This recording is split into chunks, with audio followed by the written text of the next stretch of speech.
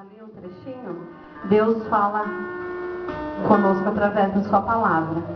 Em todas as situações, Deus fala conosco. Em momentos de desespero, se nós abrirmos a Bíblia, Deus fala conosco.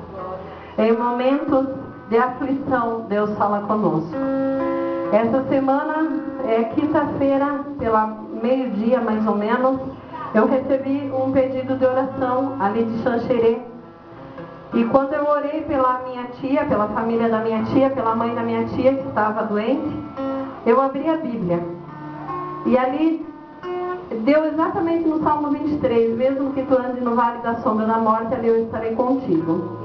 E eu falei para minha tia, olha, Deus ele manda dizer para você que mesmo você estando no vale da sombra da morte, ali ele está contigo, ele te sustenta, ele te ampara e ele vai confortar o teu coração. E até eu ia convidar o Joel para jantar, para almoçar lá em casa na sexta-feira. Eu falei para minha irmã, olha, sabe o que? Vou convidar ele para tomar um café, porque ele é lá de Campo Largo e eles estão sempre nos convidando para estar lá. E sempre fazem o menor e ele estava aqui, eu também queria proporcionar isso a ele. Porque lá em Curitiba não dá tempo. E daí eu falei para minha irmã, vou convidar o Joel hoje, porque amanhã nós vamos no enterro. Vamos no enterro da mãe da tia Lourdes. E realmente no amanhecer do dia, ela faleceu 6 horas da manhã e nós fomos no enterro, então na sexta-feira. Mas isso é porque a gente consegue ver o invisível de Deus. Quando a gente consegue ver o invisível de Deus, a gente sabe o que vai acontecer além. Tem pessoas que dizem que isso é coisa de macumbeiro, de não sei o quê. Eu não sou macumbeira, eu sou pastora. Mas eu consigo ver o invisível de Deus. A partir do momento que você começar a ver o invisível de Deus, você começa a estar em uma dimensão muito grande com Deus, com o Senhor. Porque muitas vezes nós queremos ver as coisas da terra. Muitas vezes nós queremos ver as coisas materiais e deixamos as coisas espirituais de lado. E eu sempre digo que a maior pobreza, a maior miséria, o ser mais pobre que existe é aquele que não aceita as coisas espirituais. É aquele que acha que só ele pode, que só ele faz, que só com ele acontece. É aquele que acha que vendo o material na sua frente, não precisa ter as coisas espirituais. Tem muitas pessoas que planejam de abrir uma empresa, que abrem uma empresa e depois se dana. Porque olha o material, olha o lucro daqui a 10 anos, olha as dívidas que podem ocorrer, mas esquecem de olhar e pedir a Deus para abençoar, para abrir as portas, para colocar por terra a inveja, e daí as coisas não acontecem e a pessoa se dana. Então, por essa razão, primeiro nós temos que olhar as coisas espirituais. Porque se nós não olharmos o espiritual, de nada adianta nós estarmos na presença do Senhor. Eu poderia estar aflita, eu estou chateada, estou doente, estou chateada, não gosto de estar doente. Vou ter que parar de fazer a obra por uns 3 meses, não gosto disso. Mas eu não estou desesperada. O que tiver que ser feito, vai ser feito. E se eu tiver que morrer também, eu estou na glória, eu estou me preparando para isso. Não tenho medo da morte. Porque eu sei o Deus que eu sirvo.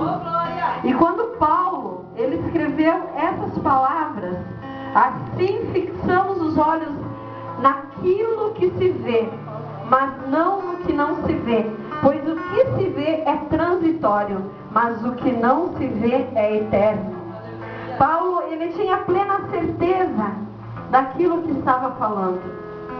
Porque se nós formos olhar os livros onde mencionam a vida de Paulo, nós vamos ver ali no livro de Atos dos Apóstolos a conversão de Paulo.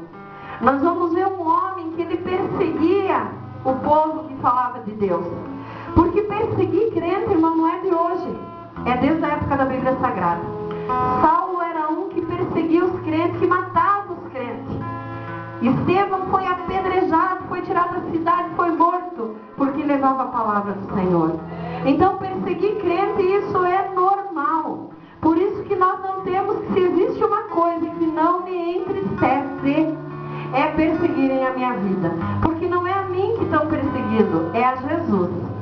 E eu imagino que quando Paulo teve esse encontro com Jesus, ele ainda era Saulo. Ele estava saindo da sua cidade, onde eles já tinham surrado, onde eles já tinham apedrejado, e ele estava indo para o caminho de Damasco.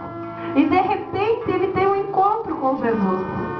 E nesse encontro com Jesus, ele cai do cavalo. E Jesus chega nele e diz: Saulo, Saulo, por que é que tu me persegues? Eu creio que Saulo naquele momento tenha dito: mas quem és tu?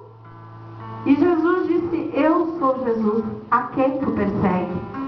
Talvez Saulo ainda tenha olhado e tenha dito: mas Jesus, eu nunca te persegui. Eu acho que Jesus disse: a mim não, mas você persegue aqueles que me amam. Você persegue aqueles que me buscam, aqueles que levam a minha palavra. Então, se você persegue os meus, você persegue a mim também. Portanto, irmão, se você está sendo perseguido, você pode ter certeza que estão perseguindo a Jesus também. Porque quem persegue os de Jesus, persegue a Jesus também.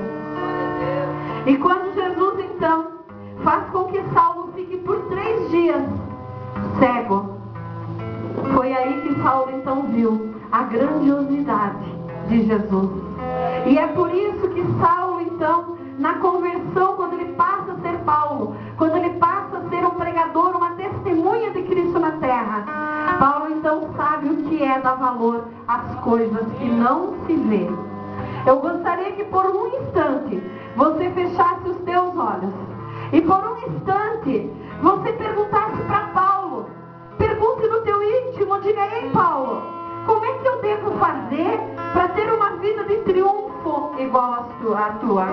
Pergunte para Paulo, diga: Paulo, eu quero saber como é que você fez, como é que você se comportou, o que é que você fez para ter uma vida de triunfo como você teve.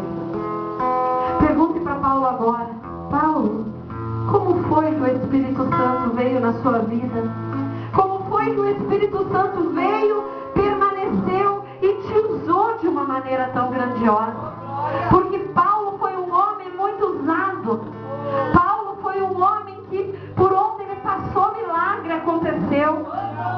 Paulo e Pedro, a sombra, o lenço curava. Em qualquer enfermidade que colocassem o lenço de Paulo, aquela enfermidade era curada. Se fosse cego, enxergava. Se fosse paralítico, andava. Paulo enxergava as coisas espirituais.